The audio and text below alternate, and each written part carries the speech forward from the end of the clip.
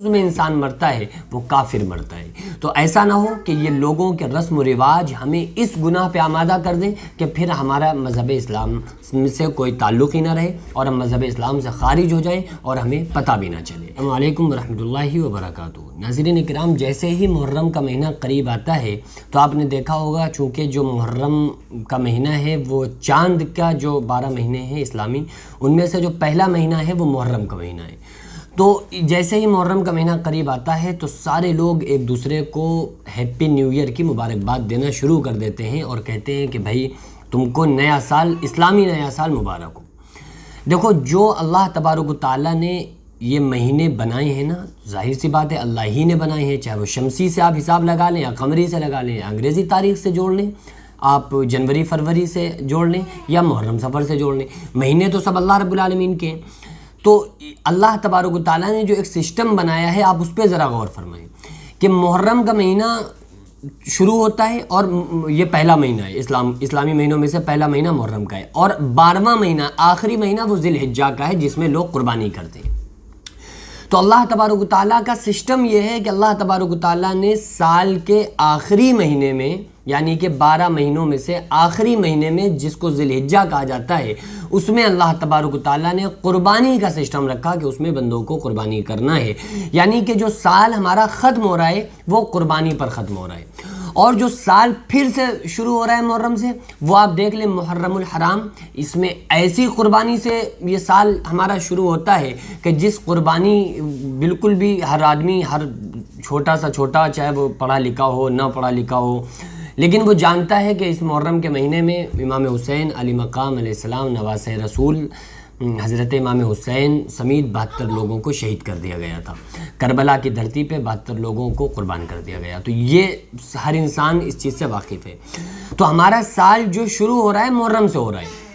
تو اب کیا رواج پھیل چکا ہے کہ ایک دوسرے کو لوگ مبارکباد پیش کرتے ہیں، اور وہ کیا کہتے ہیں کہ تمہیں یہ اسلامی سال کا پہلا مہینہ مبارک ہو۔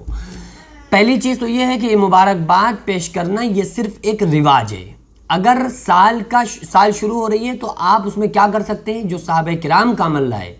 وہ یہ ہے کہ صحابہ کرام آقا علیہ الصلوۃ والسلام کے دور میں جو صحابہ کرام تھے، ان کا یہ بعض مرتبہ بعض صحابہ ایک دوسرے کو جو کسی کے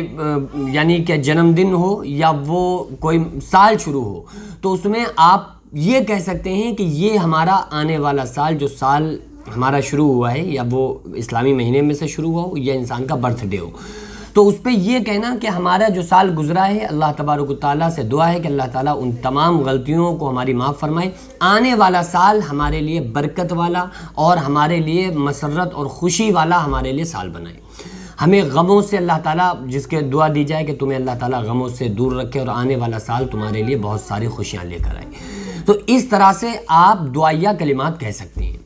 اب یہ طنز میں کچھ لوگ ایسے، جو ایسی فکر رکھنے والے لوگ، چونکہ محرم میں غم ہوتا ہے، امام حسین علی مقام علیہ السلام کی یاد دل میں ہوتی ہے، تو انسان کو چاہیے کہ روزے رکھے۔ ہاں، میں یہ نہیں کہہ رہا ہوں کہ وہ حرام ہو گیا، ناجائز ہو گیا، میں اس کا کوئی فتویٰ نہیں لگا رہا ہوں، لیکن میں یہ کہہ رہا ہوں کہ کوئی عاشق رسول، عاشق اہل بیت جس کے سامنے پوری کربلا ہو، آپ غور فرمائیں کہ وہ انسان کیسے محرم کی مبارکباد پیش کر سکتا ہے جبکہ اس کے سامنے سیدہ سکینہ کی پیاس ہو، وہ کیسے محرم کی مبارکباد پیش کر سکتا ہے؟ جس کے سامنے حضرت علی اکبر کے 2 ٹکڑے ہوں، وہ کس طرح سے محرم کی مبارکباد پیش کر سکتا ہے؟ جس کے سامنے حضرت امام علی اصغر کا کٹا ہوا سر ہو، وہ کس طرح سے محرم کی مبارکباد پیش کر سکتا ہے؟ جس کے سامنے حضرت عباس کے کٹے ہوئے بازو ہوں، وہ کس طرح سے محرم کے نئے سال کی مبارکباد پیش کر سکتا ہے؟ جس کے سامنے امام المتقین سید الشہداء امام حسین علی مقام علیہ السلام کی شہادت اور قربانی ہو، وہ کس طرح سے محرم کی مبارکباد پیش کر سکتا ہے؟ تو اس لیے جب ہمارے سامنے یہ تمام غم موجود ہوتے ہیں تو اس لیے ہم اس میں اور زیادہ عبادت میں لگ جاتے ہیں۔ امام حسین علی مقام علیہ السلام کی محبت میں ہماری اضافہ بھی ہوتا ہے، اور اصل محبت یہ ہے کہ ہم ان کے پیروکار بن جائیں، ان کے فرما بردار بن جائیں۔ کربلا سے جو ہم کو سبق ملا ہے اس پر ہمیں لوگوں کو عمل کرنا چاہیے، اور اگر آپ نے ذرہ برابر بھی کسی طرح سے اہل بیت کے تعلق سے آپ کے دل میں ذرہ برابر بھی شک ہوا تو ایک حدیث کا میں مفہوم بتا رہا ہوں، آقا علیہ الصلوۃ والسلام کی حدیث کا مفہوم ہے کہ جو اہل